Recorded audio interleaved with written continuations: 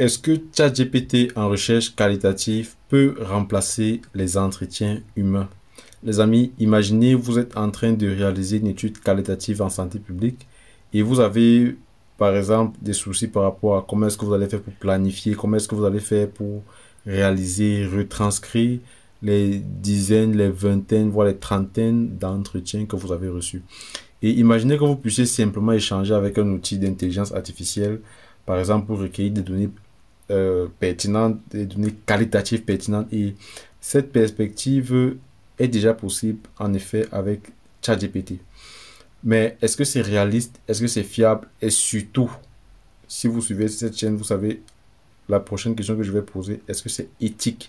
Parce que le souci, justement, avec les intelligences artificielles, c'est le souci lié à l'éthique. Donc, est-ce qu'on peut véritablement remplacer les entretiens humains par une intelligence artificielle telle que ChatGPT, les amis? C'est ce dont on va essayer de discuter dans cette vidéo. Bienvenue déjà si tu nous retrouves pour la première fois sur Parlons de santé publique. Ici, on parle d'actualité sanitaire, on parle de recherche en santé.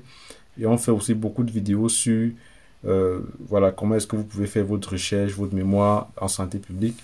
Et donc, cette semaine, j'ai décidé de publier exclusivement des vidéos concernant ce sujet-là parce que le mois précédent, j'évoquais beaucoup plus thématiques liées à l'actualité sanitaire. Donc, cette semaine, on va satisfaire la grande majorité de ceux qui nous suivent et qui sont étudiants en santé publique. On va essayer de faire certaines vidéos par rapport à comment est-ce que vous pouvez écrire votre mémoire en santé publique. Alors, petit rappel pour commencer la vidéo, c'est quoi, qu'est-ce qu'on appelle un entretien?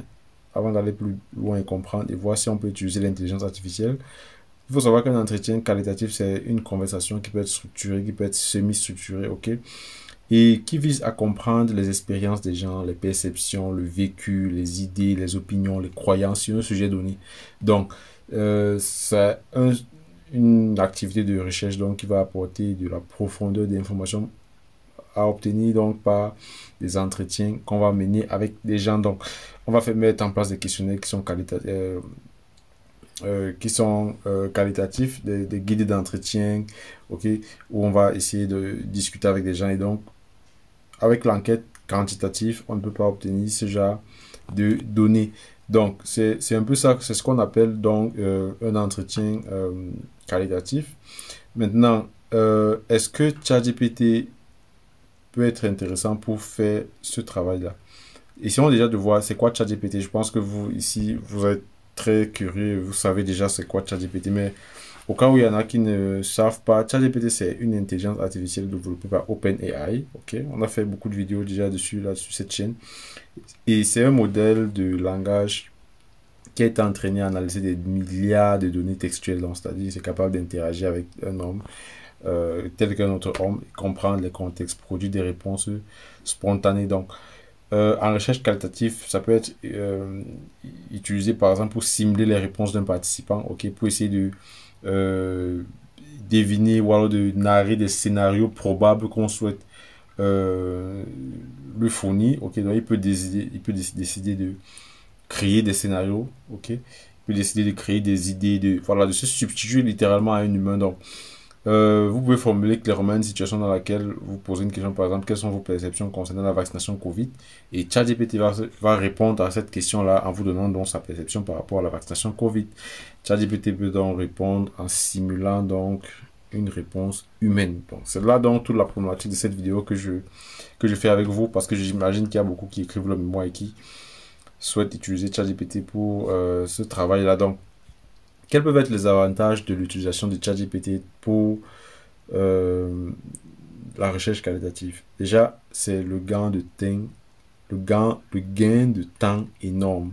Vous avez un gain de temps lorsque vous utilisez l'intelligence artificielle parce que vous n'allez pas prendre des rendez-vous, vous n'allez pas vous déplacer, vous allez éviter les retranscriptions qui sont longues, vous allez éviter de collecter de façon immédiate les données qualitatives. Donc ça peut être en termes de gain de temps, ça peut être très intéressant. Ça peut être également, il y a beaucoup plus de flexibilité, c'est-à-dire vous pouvez générer des réponses très rapidement en fonction de certains scénarios qui sont variés, c'est-à-dire vous pouvez poser des questions et donc obtenir diverses réponses. Donc, Il y a également la réduction du coût de la logistique. Il y a l'élimination des biais liés aux chercheurs humains. Donc. Et ça, c'est les avantages entre guillemets, ok, parce que je veux qu'on se comprenne bien. Je vous donne des avantages, mais je ne vous dis pas que c'est ce qu'il faut faire, ok. Il faut qu'on se comprenne très bien, mais on va beaucoup plus insister sur les limites et les défis majeurs. Pourquoi est-ce que ChatGPT ne peut pas remplacer l'être humain pour obtenir ce genre de réponse là? C'est justement parce qu'il y a la première raison, c'est l'absence d'expérience humaine réalisée par ChatGPT. Il faut comprendre, les amis, que ChatGPT ce n'est qu'un bot, ok, c'est un robot, ok, mais qui ne vit pas des expériences humaines, ok, qui collecte simplement les informations textuelles, des milliards d'informations pour les analyser, mais ChatGPT n'a pas d'expérience humaine réelle, donc il va simuler des expériences, mais il ne va pas vivre ces expériences. Les émotions, la subjectivité, l'empathie ne seront pas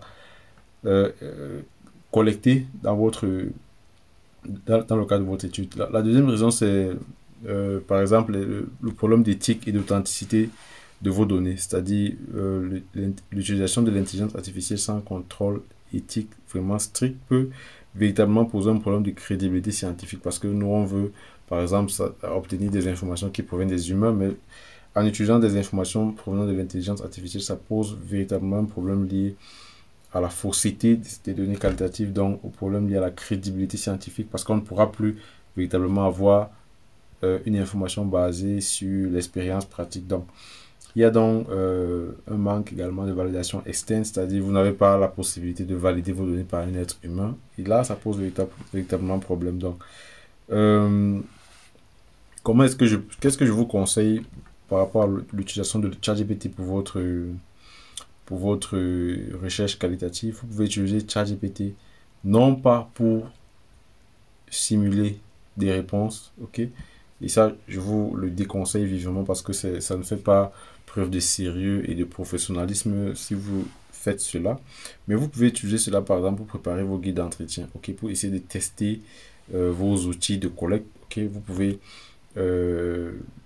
avant de faire vos vrais entretiens, vos entretiens réels, utiliser l'intelligence donc pour tester ces outils-là. Vous pouvez faire des études exploratoires préliminaires, c'est-à-dire vous pouvez générer des hypothèses, des pistes de réflexion qualitatives. Donc, vous pouvez vous servir de l'IA donc pour essayer de développer un outil qui est beaucoup plus robuste, beaucoup plus intéressant. Mais vous devez également le tester avec des vrais humains, il ne faut pas l'oublier. Donc, c'est ce que je voulais évoquer avec vous, les amis. Il faut bien prendre en considération le fait que lorsque vous utilisez l'intelligence artificielle, vous êtes confronté au problème lié à l'éthique, la préservation des données des personnes que vous avez interrogé. Vous devez vous assurer de présenter des données qui sont originales, qui proviennent réellement des personnes humaines, donc, et savoir, comme je vous l'ai toujours dit dans les vidéos que je fais concernant l'intelligence artificielle, je vous dis, faites attention et considérez l'intelligence artificielle comme un outil qui vous sert à atteindre un fin. C'est vous le principal chercheur. Ne substituez pas cela à l'intelligence artificielle. C'est ce que je voulais évoquer avec vous, les amis. Dites-moi ce que vous en pensez. Comment est-ce que vous utilisez l'intelligence artificielle pour vos travaux de recherche? Nous, on se retrouve pour une prochaine vidéo. Sentez-vous bien.